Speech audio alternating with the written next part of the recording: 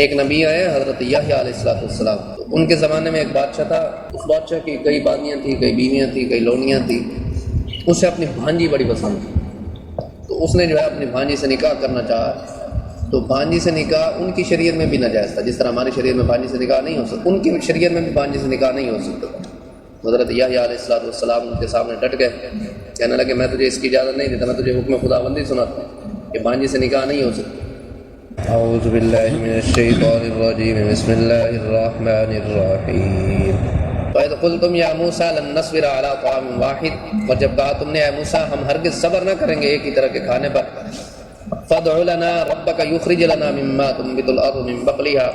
سو دعا مانگ ہمارے واسطے اپنے پروردگار سے کہ نکال دے ہمارے واسطے جو اگتا ہے زمین سے ترکاری، وَقِثَّائِهَا اور ککڑی، وَقُومِهَا اور گیہوں، اور وَعَدَسِهَا اور مسور، وَبَصَلِهَا اور پیاز۔ قَالَ أَتَسْتَبْدِلُونَ الَّذِي هُوَ أَدْنَىٰ بِالَّذِي هُوَ خَيْرٌ، کہا موسیٰ علیہ السلام نے کیا لینا چاہتے ہو وہ چیز جو ادنا ہے اس کے بدلے میں جو بہتر ہے؟ اهْبِطُوا مِصْرًا فَإِنَّ لَكُم مَّا سَأَلْتُمْ، اترو کسی شہر میں تو تم کو ملے جو تم مانگتے ہو۔ وَضُرِبَتْ عَلَيْهِمُ الذِّلَّةُ وَالْمَسْكَنَةُ، اور ڈالی گئی ان پر ذلت اور محتاجی۔ وَبَاءُوا بِغَضَبٍ مِّنَ اللَّهِ، اور پھرے اللہ کا غضب لے کر، ذَلِكَ بِأَنَّهُمْ كَانُوا يَكْفُرُونَ بِآيَاتِ اللَّهِ، یہ اس لیے ہوا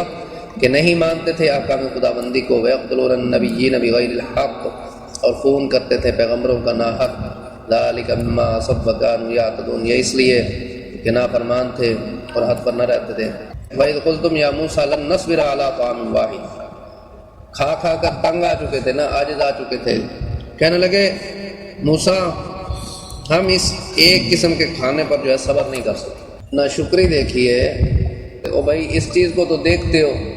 یہ نہیں دیکھتے کہ یہ بیٹھے بٹھائے ملتا ہے، جب اللہ تبارک و تعالیٰ کھلا رہے ہیں تو تمہیں کھانے میں کیا تکلیف؟ نہیں جی ہم تو اس پہ صبر نہیں کرتے، ہمارا تو اس پہ گزارا ہی نہیں ہوتا، ہم تو اس پہ اب نہیں رہتے۔ فَادْعُ لَنَا رَبَّكَ يُخْرِجْ لَنَا مِمَّا تُنبِتُ الْأَرْضُ مِن بَقْلِهَا وَقِثَّائِهَا وَقُومِهَا وَعَدَسِهَا وَبَصَلِهَا، اللہ تعالیٰ سے درخواست کرو یہ جو زمین چیزیں اگاتی ہے نا، پھل سبزیاں وغیرہ اگاتی ہے، ہمیں وہ دو۔ من بقلیہا ترکاری سے، یعنی یہ زمین جو بھی سبزیاں اگاتی ہے وہ ترکاری میں آ جاتی ہے۔ وقصائہا ککڑی، ککڑی کہتے ہیں تر کو، تر نہیں ہوتی تر لمبی کھیرا تر، ایک شخص نے آپ صلی اللہ علیہ وسلم کو ترکاری یہ تر پیش کی، ترکاری تر چونکہ ٹھنڈی ہوتی ہے تو آپ صلی اللہ علیہ وسلم نے فرمایا کہ کھجور لے کر آؤ، آپ صلی اللہ علیہ وسلم نے تر اور کھجور دونوں کو ملا کر کھایا تاکہ توازن رہے، اعتدال رہے۔ اس سے معلوم ہو گیا کہ ہر چیز میں اعتدال رکھنا چاہیے، ٹھنڈا اتنا بھی نہ کہا کہ وہ بالکل ٹھنڈا ہو جائے، گرم اتنا بھی نہ کہا کہ بالکل ہی اندر سے بندہ گرم ہو جائے، ٹھنڈے کے ساتھ گرم چیزیں استعمال کر لینی چاہیے۔ وفومیا اور گیہوں یعنی تھوم، آپ صلی اللہ علیہ وسلم کی میزبانی کی گئی تو آپ صلی اللہ علیہ وسلم کے سامنے کھانا رکھا گیا اور ساتھ ہی سلاد بھی رکھا گیا، اس سلاد میں تھوم بھی تھا۔ اب تو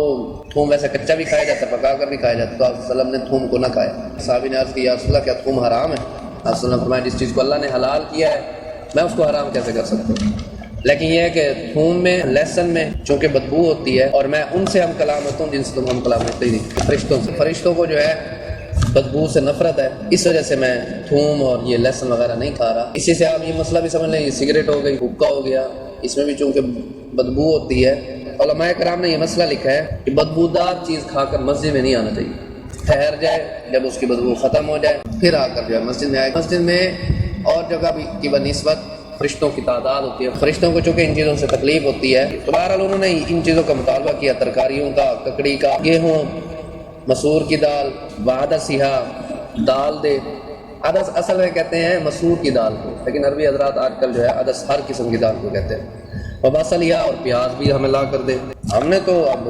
زمین کی جو کھیتی ہوتی ہے ہم نے تو اس میں سے کھانا ہے۔ قال اتستبدلون الذی هو ادنی بالذی هو خیر، موسیٰ علیہ السلام نے فرمایا وہ اللہ کے بندو ادنا چیز کا مطالبہ کرتے ہو، تمہارے پاس تو اچھی چیز آ رہی ہے، کہاں کھیر،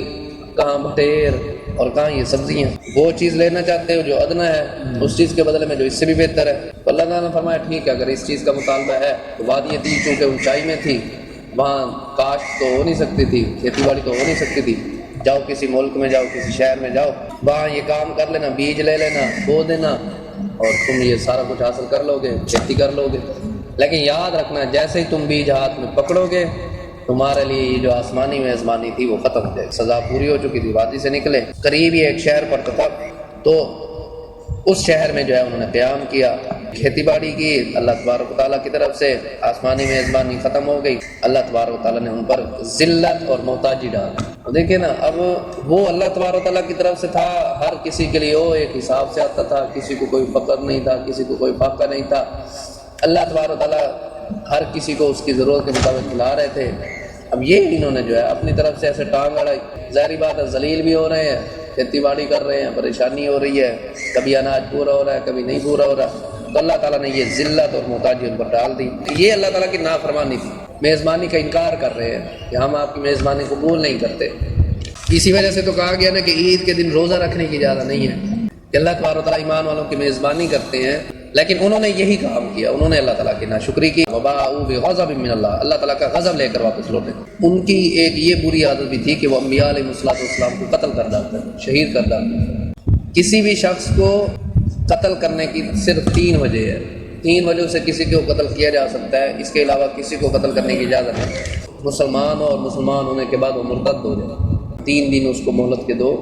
کہ اگر تو وہ رائے راست پر آ جائے، اگر تو وہ دین پر آ جائے تو ٹھیک، نہیں تو اس کو قتل کرو۔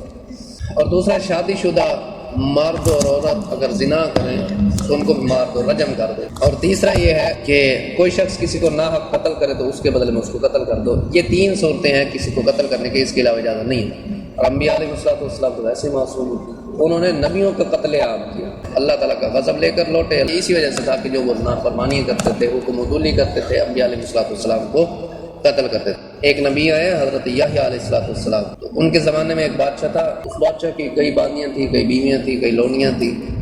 اسے اپنی بھانجی بڑی پسند تھی، تو اس نے جو ہے اپنی بھانجی سے نکاح کرنا چاہا، تو بھانجی سے نکاح ان کی شریعت میں بھی ناجائز تھا، جس طرح ہماری شریعت میں بھانجی سے نکاح نہیں ہو سکتا، ان کی شریعت میں بھی بھانجی سے نکاح نہیں ہو سکتا تھا۔ حضرت یحییٰ علیہ السلام ان کے سامنے ڈٹ گئے، کہنے لگے میں تجھے اس کی اجازت نہیں دیتا، میں تجھے حکم خداوندی سناتا ہوں کہ بھانجی سے نکاح نہیں ہو سکتا۔ تو وہ کہنے لگا تو کون ہوتا ہے ہمیں اس سے روکنے؟ اس نے حضرت یحییٰ علیہ السلام کو شہید کروا دیا۔ اسی طرح اور بھی انبیاء علیہ السلام کو انہوں نے شہید، یہ ان کا کام تھا۔ رذیل قوم تھی، اللہ کے نبیوں تک کو معاف نہ کیا، اور آج تک وہی رذیل ہی بن رہے ہیں۔ یہودی آج تک بھی مسلمانوں کا قتل عام کر رہے ہیں۔ اللہ کرے کہ مسلمانوں کو عام کو یہ بات سمجھ آ جائے اور وہ یہودیوں کو اپنا دشمن سمجھے۔ اللہ تعالیٰ سے دعا ہے کہ اللہ تعالیٰ کو کچھ